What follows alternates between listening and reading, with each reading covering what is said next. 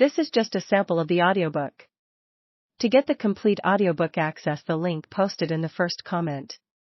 Welcome, and congratulations. I'm delighted that you could make it. Getting here wasn't easy, I know. In fact, I suspect it was a little tougher than you realize. To begin with, for you to be here now, trillions of drifting atoms had somehow to assemble in an intricate and intriguingly obliging manner to create you. It's an arrangement so specialized and particular that it has never been tried before, and will only exist this once. For the next many years, we hope, these tiny particles will uncomplainingly engage in all the billions of deft cooperative efforts necessary to keep you intact, and let you experience the supremely agreeable but generally underappreciated state known as existence. Why atoms take this trouble is a bit of a puzzle. They are mindless particles after all, and not even themselves alive. It is a slightly arresting notion that if you were to pick yourself apart with tweezers, one atom at a time, you would produce a mound of fine atomic dust, none of which had ever been alive, but all of which had once been you. Yet somehow, for the period of your existence, they will answer to a single overarching impulse: to keep you you.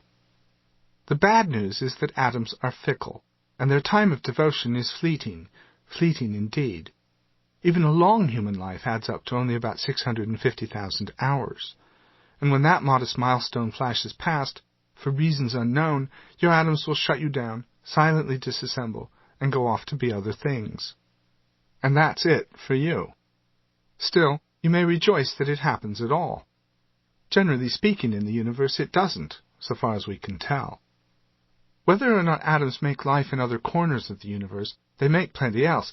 Indeed, they make everything else. Without them there would be nothing at all anywhere.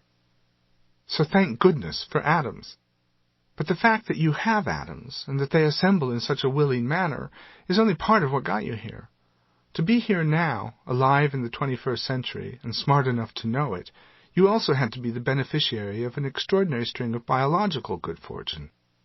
Survival on Earth is a surprisingly tricky business. Of the billions and billions of species of living things that have existed since the dawn of time, most, 99.99%, are no longer around. Life on Earth, you see, is not only brief, but dismayingly tenuous.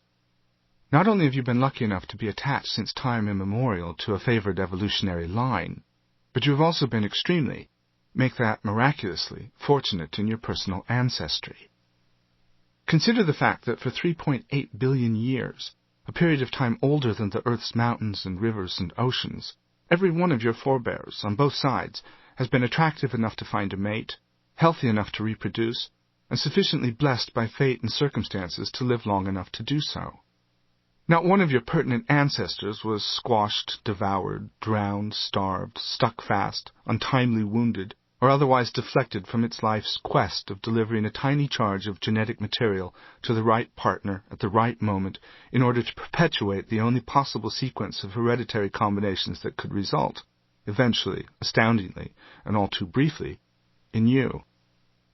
This is an audiobook about how it happened, in particular how we went from there being nothing at all to there being something, and then how a little of that something turned into us, and also what happened in between and since. That's a great deal to cover, of course, which is why this audiobook is called A Short History of Nearly Everything, even though it isn't really. It couldn't be. But with luck, by the time we finish, it may feel as if it is. Anyway, we have a great deal of ground to cover, and much less than 650,000 hours in which to do it. So let's begin.